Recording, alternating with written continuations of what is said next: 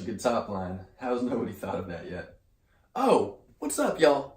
I'm Jonathan Stein. Welcome to another piano tutorial. Today, we're gonna be talking about 2-5-1s again, but I got some new, slick, buttery, slippery variations to drop on you. So this is 2-5-1s, part 2. So quick little recap. Last month I dropped on y'all the classic 2-5-1. I'm just gonna refresh you on it in C major. 2 minor 9, 5 9, 1 major 9. So today I'm gonna show you a few cool changes you can make to the second chord, the 5 chord, to make it slick and bring out some smoky dark chocolate emotions from it. So check this out. And let's just do this. Since I'm not going to be taking you through all 12 keys today like I did last time, I'm going to let you do that on your own. And there's lots of ways you could do that. You could do it chromatically going up or down like I showed you last month. You could go around the circle of fifths. I'm going to leave it up to you. But I'm going to take the opportunity to play these exercises for you in a couple of weirder keys. Like, why don't we try this first one in B major. B major is a wonderful key and it gets no love. Just because it has 5 sharps, that's not fair. So let's set up our C sharp minor 9. 1, 5 in the left hand, 3, 5, 7, 9 in the right hand. And now let's set up our 5 chord and let's just do it as we did it last time, a standard F sharp 9 chord. But now what we're gonna do is we're gonna flat the 9th. So which note is the 9th? That is this note right here. That is our G sharp. So we're gonna make that G sharp a G natural. So that's a flat 9, flatting it, just lowering it. And watch what happens now.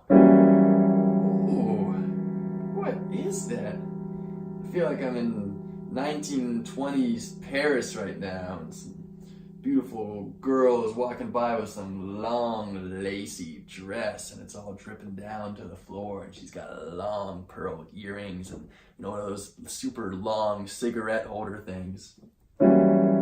Yeah, so that is a 5-7 flat 9, in this case F sharp. So let's connect these. C sharp minor 9, F sharp 7 flat 9. Ooh, and then the resolution feels extra good when all that tension starts to release and you get back to that more stable consonants. So one more time.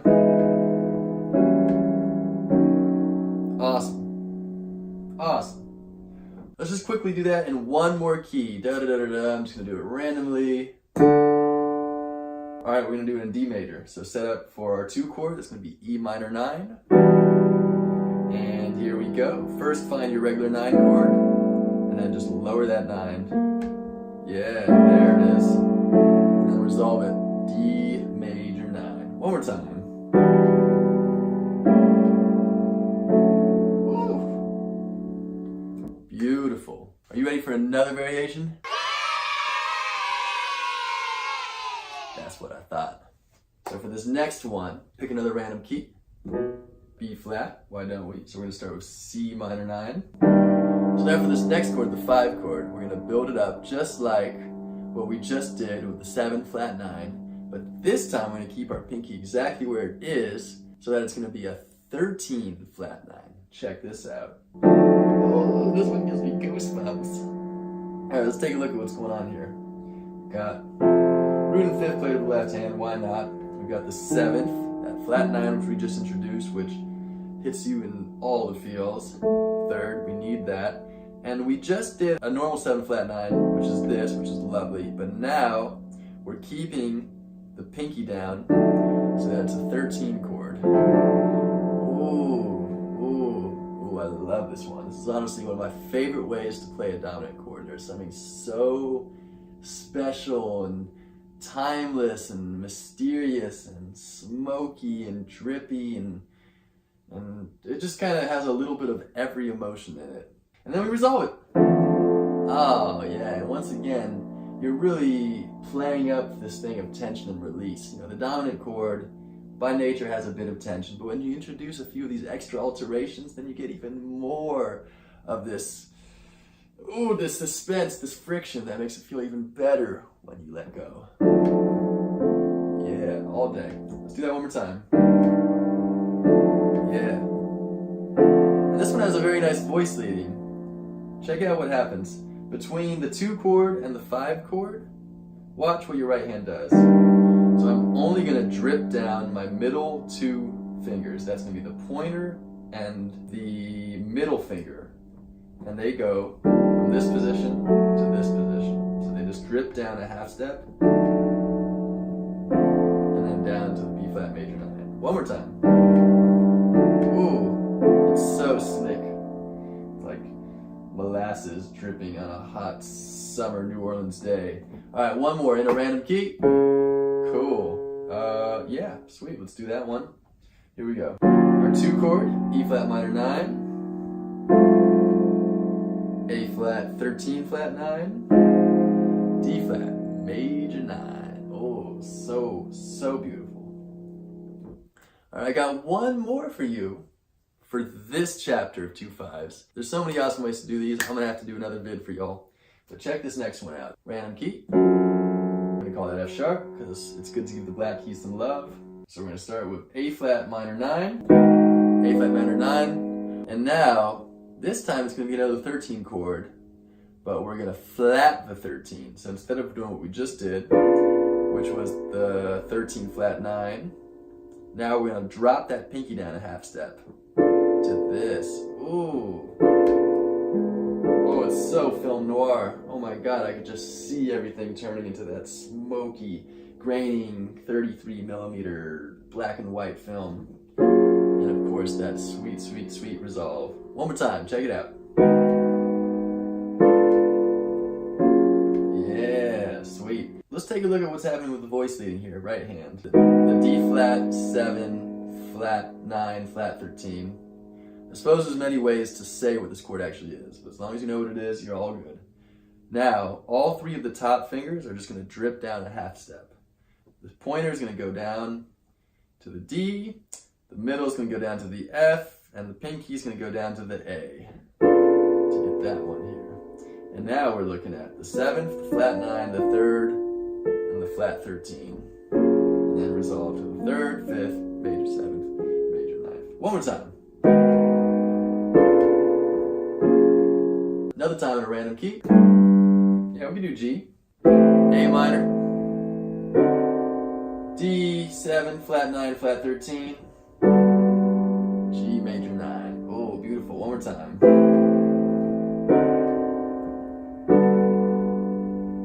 Yeah.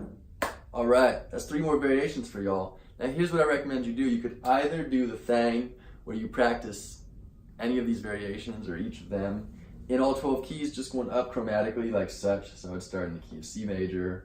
Then I would do it in D flat major. And then D major. Etc. all the way up. Now I realized after the last video I did that's actually pretty challenging to do. Even now I'm like, okay, wait, where's the new 2 chord gonna be? Where's the next 2 chord? So maybe a more practical, natural way to do that would be to go through the keys in the circle of fourths, like this. And now you'd go up a 4th, and now you're gonna set up to F major. I think this is the better way to do it, honestly. It just feels more musical. Now we're in B flat major. Now we're gonna set up for E flat major. And I'm just going to finish the rest of this so that you get an idea of what it's supposed to sound like and can kind of eyeball it and pause and slow down. But the point is, do this at your own leisure. Go through all 12 keys however you would like.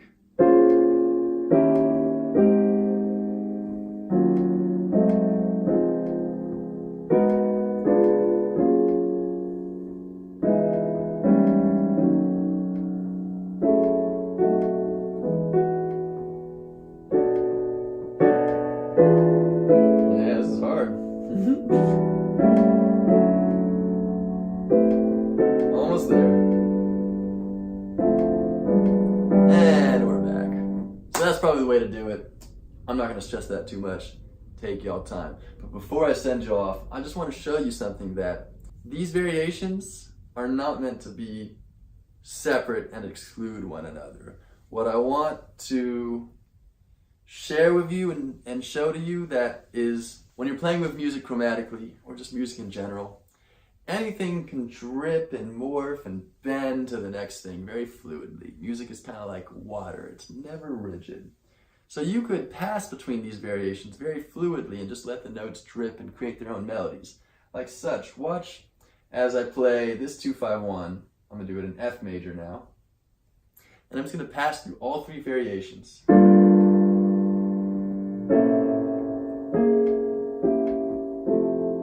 One more time.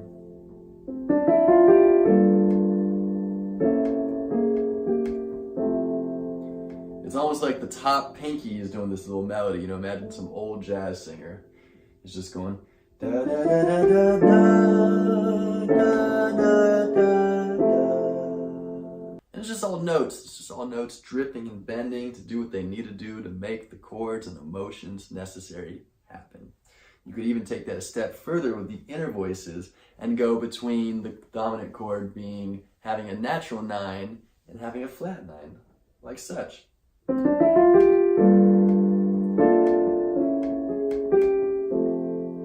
more time, check that out.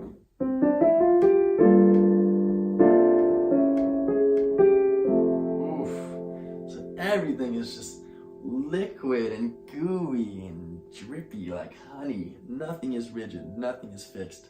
Everything can bend. That's all for this week. Take this, make warm, moody, drippy harmonies that make you feel something with them. And let me know how it goes. Send any comments and questions as always. Thank you so much for watching. So much love to y'all. As always, stay Swiss.